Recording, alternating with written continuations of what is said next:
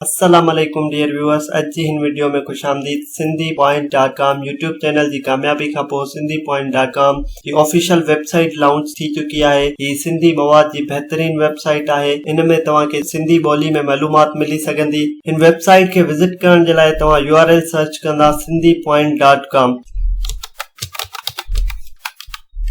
SindhiPoint.com URL search करण खां पोइ तव्हां SindhiPoint.com जी ऑफिशियल वेबसाइट ते अची वेंदा, जंहिंमें तव्हां ही ॾिसी रहिया आहियो इंटरफेस। सिंधी अख़बारूं अगरि तव्हांखे रीडिंग करणी आहे, सिंधी अख़बार पढ़णी आहे, तव्हां सिंधी अख़बारुनि ते क्लिक करे ऐं सिंधी अख़बारूं हासिल करे सघो था। उन खां पोइ अगरि तव्हांखे रोज़गार ऐं नौकरियुनि जे बाबति मालूमात खपे, तव्हां हिते रोज़गार ऐं नौकरियुनि ते क्लिक कंदा। जीअं तव्हां रोज़गार ऐं नौकरियुनि ते क्लिक कंदा थी तव्हांखे रोज़गार ऐं नौकरियुनि बाबति मालूमात हासिल करण लाइ हेठि ॾिनल प्ले लिस्ट ॿुधो। ही तव्हां प्ले लिस्ट ॿुधंदव जंहिंमें मुख़्तलिफ़ इदारनि में जेके बि नौकरियूं आयल हूंदियूं उन्हनि जे बारे में तव्हांखे मालूमात मिली सघंदी। उन खां पोइ ॿिया खोड़ सारा सेक्शन्स आहिनि, जंहिंमें तइलीमी तरबियत आहे, मशहूर वीडियोज़ आहिनि, सिंधी जो व्हाट्सएप स्टेटस आहे, सिंधी पॉइंट यूट्यूब चैनल ऐं जेको आहे तजिया ऐं तबसरा। तजिया ऐं तबसरनि में तव्हांखे सिंधी मुख़्तलिफ़ किताबनि जा तजिया ऐं तबसरा मिली वेंदा। सिंधी किताबनि जे मुख़्तसिर जाइज़नि ऐं तजियनि ॿुधण जे लाइ तव्हां ही प्ले लिस्ट ॿुधंदव, जंहिंमें सिंध जे नाले वारे लेखक अल्ताफ़ मलकानी जी मुख़्तलिफ़